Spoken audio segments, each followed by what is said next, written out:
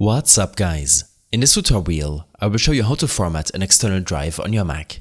First, make sure that the data on your external drive is backed up, as formatting erases everything on your drive. When this is done, plug in your external HDD, SSD or USB drive and open up this utility by searching for it in your Spotlight search. On this window, click on View in the top navigation and then Show all devices. This will show all internal and external devices as well as disk images. Select the top-level drive name and not the volume beneath it. Next, after making sure that you backed up all the important data on your external drive, click Erase, and then you will have to choose a new name for your drive.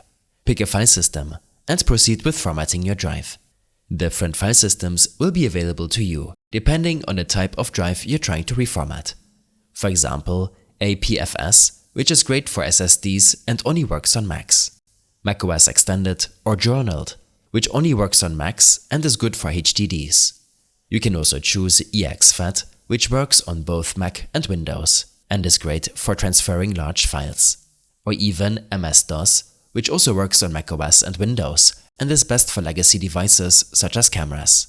If you're unable to locate the drive in your Finder or desktop, then make sure Finder is selected and click on Finder in the top navigation.